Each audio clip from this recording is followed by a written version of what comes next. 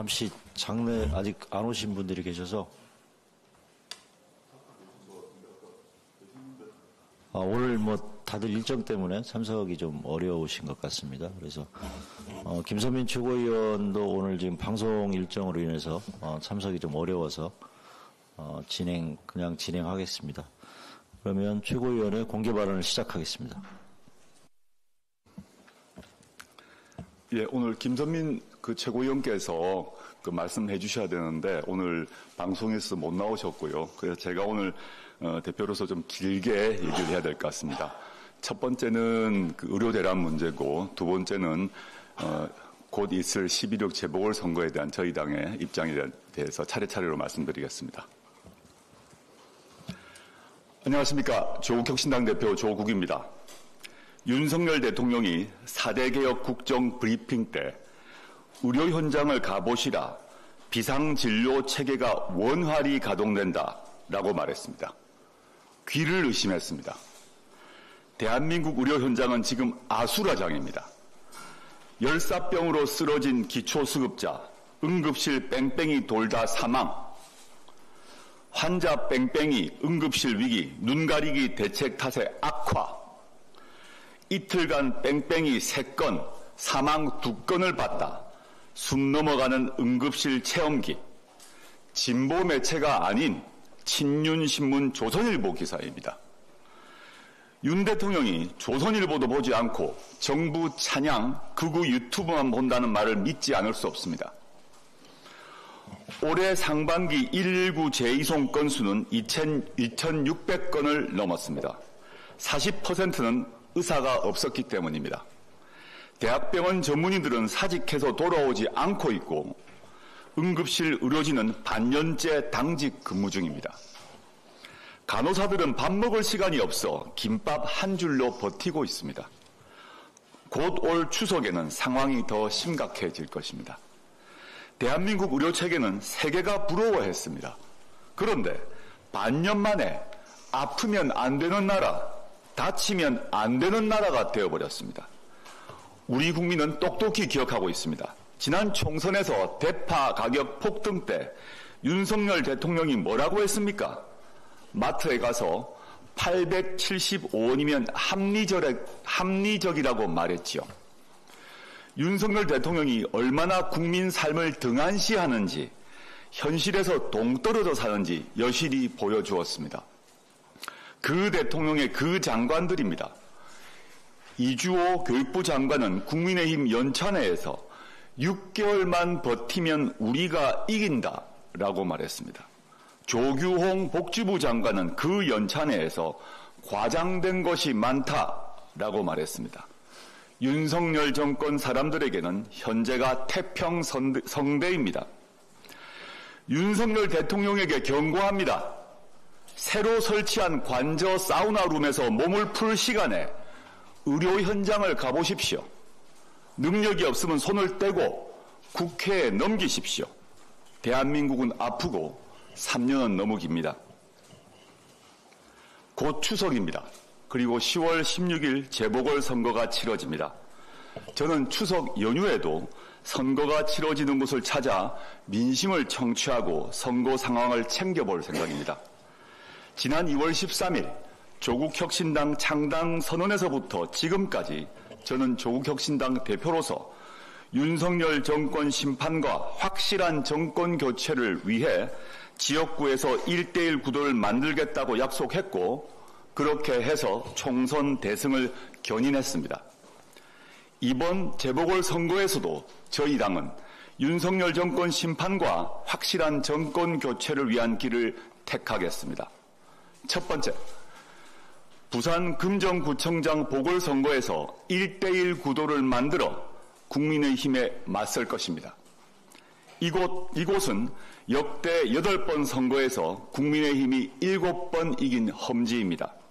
그러나 저희는 1대1 구도를 만들어 국민의힘을 꺾는 파란을 일으키겠습니다. 조국혁신당 류재성 후보가 모든 면에서 승리할 수 있는 야권 단일 후보라고 확신합니다. 두 번째, 강화 군수 보궐선거에서 조국혁신당은 후보를 내지 않을 것입니다. 대신 민주당의 힘을 보태겠습니다. 그래서 승리 가능성을 키우겠습니다. 세 번째, 서울시 교육감 보궐선거도 열립니다. 물론 법상 정당은 후보를 내지 못합니다. 그렇지만 조희연 교육감께서 만들어두신 혁신 교육 정책이 계승 발전될 수 있도록 마음과 뜻을 모을 것입니다. 네 번째, 호남에서는 민주당과 치열하게 경쟁하겠습니다. 호남에서는 조국 혁신당과 민주당 어느 후보가 당선되더라도 윤석열 정권이나 국민의힘의 힘이 강해지는 일은 없습니다. 영광과 곡성, 곡성과 영광에서 민주당과 정정당당히 겨루겠습니다. 호남에서 조국 혁신당과 민주당이 경쟁하면 좋은 점만 있습니다. 지역 정치가 활기를 띠고 지방 정치가 혁신되며 유권자들의 선택폭이 넓어집니다. 어떤 분들은 대선 승리를 위해 혁신당은 지방선거 후보를 내지 말아야 한다라고 말합니다. 이치에 맞지 않습니다. 공식적으로 23대 대통령 법정 선거일은 900일 이상 남았습니다. 우리 당은 이 시간을 당기기 위해 전력 투구하고 있습니다. 언제일지 모르지만 이 대선을 위해 조국 혁신당이 한 달 뒤 재보궐선거를 포기해야 한다는 말인가요? 현재 민주당 후보들 사이에 벌어지고 있는 치열한 경쟁은 좋은 일이고 조국 혁신당과 민주당 간의 경쟁은 나쁜 일인가요? 이렇게 되묻고 싶습니다. 정권 교체를 위한 결기와 열망은 조국 혁신당이 그 어느 정당보다 앞섭니다. 조국 혁신당이 승리하면 현 정권을 퇴출하기 위한 힘은 더 강해집니다. 윤석열 정권과 단호히 싸우고 제4기 민주정부를 수립하기 위해 조국 혁신당은 민주당과 철두철미하게 협력할 것입니다. 대신 더 좋은 지방정치, 더 좋은 지방발전 정책, 새로운 지역 인재 발굴을 놓고는 민주당과 경쟁을 벌일 것입니다. 설사 이번 재보궐선거에서 조국 혁신당이 지더라도 말씀드렸던 세 가지를 놓고는 계속 도전하고 민주당과 경쟁할 것입니다. 확실한 대선 승리를 위해서는 경쟁해야 합니다. 경쟁 없이 승리 없습니다. 경영학에서 모두 인정하는 성공 전략으로 인정되고 있는 용어를 쓰면 컴피티션, 그것이 바로 승리의 길입니다. 그래야 민주진보 진영이 더 넓어지고 더 탄탄해질 수 있습니다. 이는 더 좋은 정치 혁신, 더 좋은 정권 교체, 더 탄탄하고 확장된 지지 기반 확보로 이어질 것입니다. 감사합니다.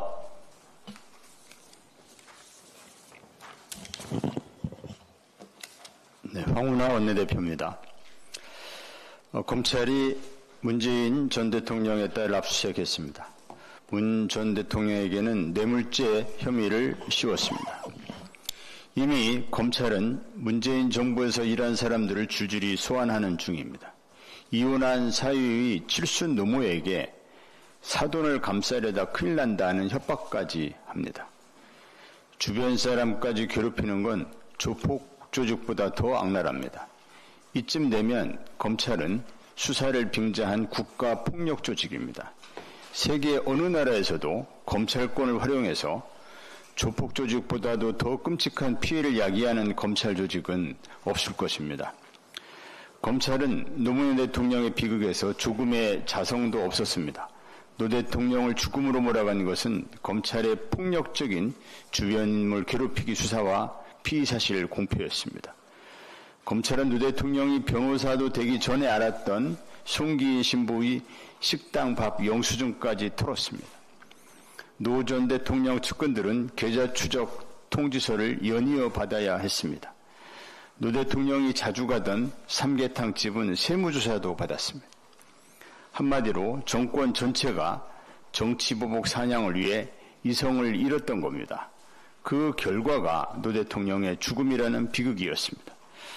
검찰은 노 대통령의 죽음으로 충격과 슬픔에 빠진 국민에게 사과한 적이 없습니다.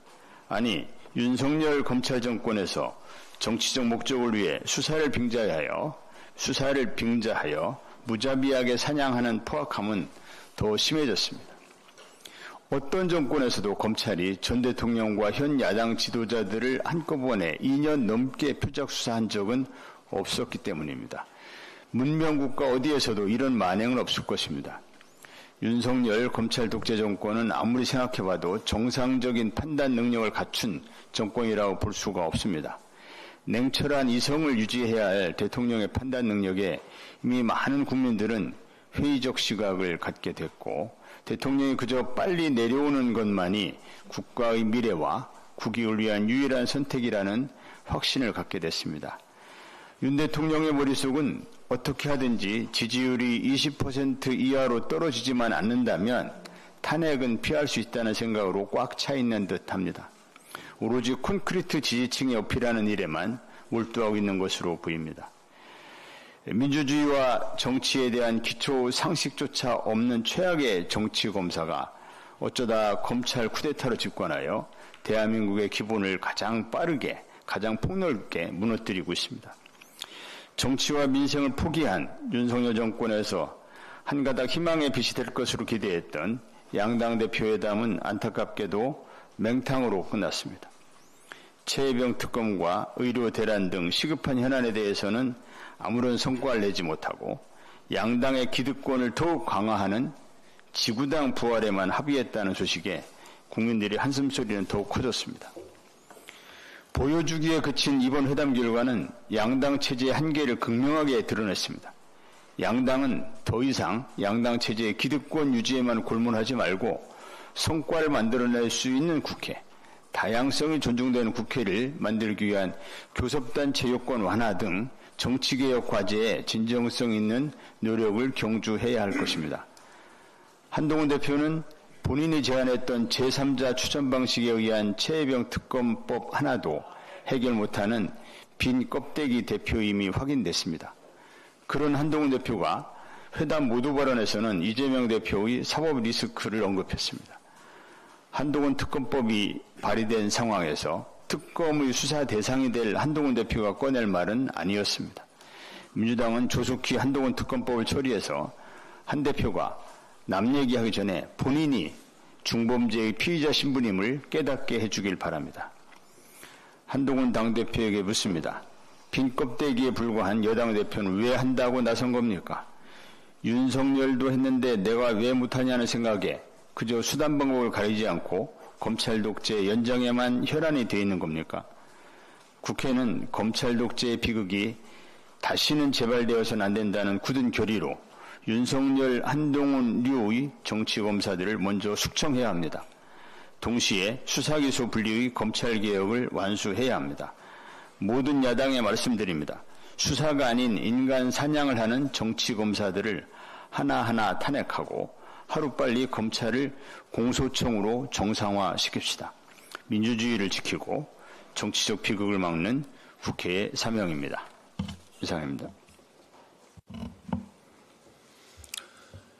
김건희 여사의 명품백 수수에 대해 무혐의 처분한 바로 그 검찰이 문재인 전 대통령에게는 뇌물죄 적용을 검토하고 있다고 합니다. 명백한 국면전환용 정치 행위입니다. 이 정부 인수위 시절에 2년은 전 정부 터는 일만 할 것이라는 소문을 들었는데 설마 정권을 잡았는데 그렇게까지 무책임할 리가 라고 생각했습니다. 그런데 3년 차에 접어서라도 할 일은 안 하고 여전히 그러고 있으니 앞으로도 바뀌지 않을 것 같습니다. 조국 대표와 문재인 대통령 관련 수사는 비슷합니다. 자택을 압수수색했고 여학생의 일기장과 초등학생 손자의 아이패드마저 가져갔습니다. 그러면서 장학금과 월급에 대해 뇌물과 청탁금지법을 적용합니다. 김건희 여사의 명품백 수사는 매우 다릅니다. 압수수색은 한 건도 없었고 출장 수사 서비스를 제공합니다. 뭘 압수하는 것이 아니라 오히려 검사가 휴대폰을 다소곳이 제출합니다. 명품백은 그저 감사의 마음으로 전한 것이라고 합니다. 정작 백을 준 사람은 청탁을 목적으로 줬다고 밝혔음에도 말입니다. 따라 600만 원 장학금은 대가성이 없지만 공직자의 가족이라서 유죄라고 하고, 배우자의 명품백 수수는 감사의 의미라서 금액 상관없이 무한정 받아도 된다고 합니다. 딸은 가족이고 배우자는 가족이 아니라는 겁니까?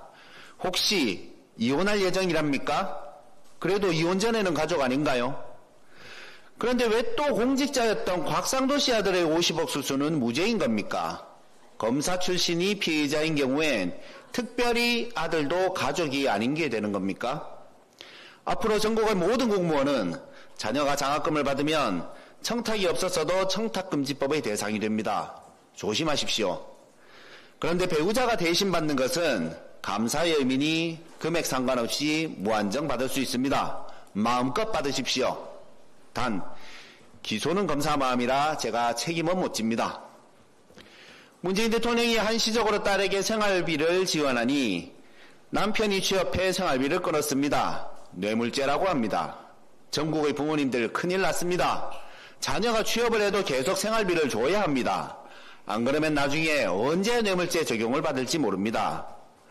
그런데 검찰의 수사를 받고 있던 기업이 윤석열 검사의 아내 회사인 코바나 컨텐츠에 협찬한 것은 또 무죄랍니다. 그러니 공무원들은 앞으로 아내 명의로 법인을 만들어 거기로 협찬을 받으십시오. 혹은 아들의 주민등록을 분리하고 퇴직금을 받으면 50억 정도쯤은 무죄가 될 수 있습니다. 이게 뭡니까? 검찰과 사법부의 판단이 왜 이렇게 그때그때 다릅니까? 이래서야 국민들이 어떻게 사법체계를 믿겠습니까?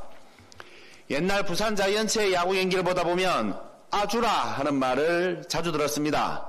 파울공이나 홈런공을 줍게 되면 야구 경기를 보러 온 아이들에게 주라는 의미입니다.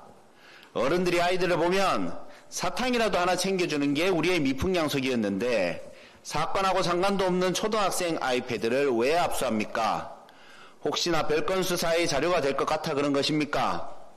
심지어 일기장 때와 똑같이 아이패드도 압수한 적 없다고 국민들께 거짓말을 했습니다.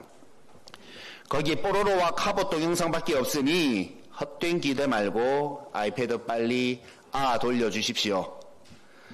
우리는 지금 대혼란의 시대에 살고 있습니다. 시스템이 붕괴되고 상식이 파괴되는 것을 매일 보는 것이 힘듭니다. 왜 먹고 살기 바쁜 시민들이 이런 것을 보는 게 힘들겠습니까? 그들이 정의롭기 때문입니다. 그들이 상식적이기 때문입니다. 힘든 일상을 살아가느라 큰 소리는 내고 있지 못하지만 상식적이고 정의로운 시민들이 다 지켜보고 있습니다. 뉴라이트가 이승만을 존경한다더군요. 그래서 윤석열 대통령이 이승만의 거부권 행사를 본받고 있나 봅니다. 이승만의 말년이 어땠는지 상기하십시오. 계속해서 상식적이고 정의로운 시민들을 힘들게 하면 그 말년이 이승만보다 좋지는 못할 것입니다. 이상입니다. 최고위원 조윤정입니다. 저는 지난주 서울에 2번, 전남 영광, 곡성에 각각 하루씩 다녀왔습니다. 제가 사는 곳은 광주입니다. 서울과 군 단위, 면 단위를 하루 간격으로 왔다 갔다 하다 보니 그 지역적 차이가 피부로 확 와닿더라고요. 대도시에는 사람도 많고 건물도 많고 상점도 넘쳐납니다. 그러나 군 단위, 면 단위는 한적합니다. 사람도 없고 젊은 사람은 더 없습니다. 젊은 사람 구경하려면 농협에 가야겠더라고요. 거기 가니 직원들은 젊습니다. 말 들어보니 광주에서 출퇴근을 한다고 합니다. 왜 도시에서 출퇴근을 할까요? 대한민국에는 1개의 특별시, 6개의 광역시, 6개의 도, 3개의 특별자치도, 총 75개의 자치시, 82개의 자치군, 1168개의 면이 있습니다. 그 면 아래에는 무슨 리가 있습니다. 다 아는 걸 일부러 나열해 본 이유는요. 전국 각지에 이렇게 사람이 사는데 그들의 목소리가 작다는 이유로 모든 것이 대도시 중심으로 돌아가고 있다는 생각이 들었기 때문입니다. 오늘은 군면 단위 지역민들의 고충과 자영업자의 현실을 말씀드리겠습니다. 대한민국 국민 대다수의 뿌리는 서울이 아니라 시골입니다. 그런데 언제부턴가 오직 서울에만 사람이 사는 것처럼 모든 좋은 것은 다 서울에 몰려 있습니다. 그것의 결과가 지금의 수도권 과포화, 과밀화, 비정상적인 도시 확장 아니겠습니까? 지역 소외, 지역 불평등, 지역 불균형 아니겠습니까? 전남 영광에서 굴비 자영업하는 지인이 이야기합니다. 영광에 굴비 자영업체가 약 600개가 있는데 다들 너무 힘들다고 합니다. 추석 대목이 돌아오는데도 전혀 경기가 안 산답니다. 일단 그 시장 자체가 줄었답니다. 한창대 8천억, 9천억 하던 굴비 시장이 지금은 2천억, 약 4분의 1가량으로 쪼그라들었답니다. 조기가 잘 안 잡히는 것도 문제지만 그 시장마저 수협 중앙회의 큰 손이 장악하고 있는 형국이라고 합니다. 수협 중앙회가 조기를 다 긁어가 버린다. 그리고 유통으로 다 뿌려버린다. 현지 자영업자는 수협에서 싸게 사서 파니 조기값이 비쌀 수밖에 없다. 그 가격을 맞출 수가 없다. 그러니 소비자는 더 안 찾고 그런 악순환이 계속된다라고 하소연합니다. 그럼 국가는 무엇을 해줘야 하느냐? 모른 척하고 손들고 있을 게 아니라 조기를 이용해서 다양한 식품 개발을 할 수 있도록 R&D 투자를 한다든지 홍보 유통 지원이라도 한다든지 그렇게 적극해주면 좋은데 그런 것도 없답니다. 있는 것도 다 없애버린답니다. 국민들에게 세금 걷어서 다 어디다 쓰는지 모르겠다라고 분통을 터뜨립니다. 이것은 영광 자영업자만의 이야기는 아닐 겁니다. 가격 경쟁력, 기술 경쟁력, 정보 경쟁력에서 한계가 있는 영세 자영업자들, 영세 기업들, 매번 대기업이나 거대 권력의 시장 뺏겨, 인력 뺏겨, 특허권 분쟁으로 또 뺏겨 봉되는 일이 한두 건이 아닙니다. 전남 곡성에서 현지 주민을 만났습니다. 귀농한 분인데 도시에서 나온 쓰레기 폐기물, 도시에서 처리하지 왜 시골로 다 가지고 오느냐라고 분개하십니다. 곡성에서 일하다 광주로 일자리를 옮긴 물리치료사 청년이 또 하소연합니다. 고향에서 일하고 싶어도 당장 취직할 병원이 없다. 또 갑자기 아파 쓰러지면 광주까지 응급실 찾아가야 한다. 왜 세금 낼 때는 형평성을 말하면서 혜택은 다 대도시에만 있느냐. 우리도 고향에서 일할 수 있게, 그리고 위급할 때 앰뷸런스 타고 동네에서 치료받을 수 있게 공공의료 인프라를 만들어달라 호소합니다.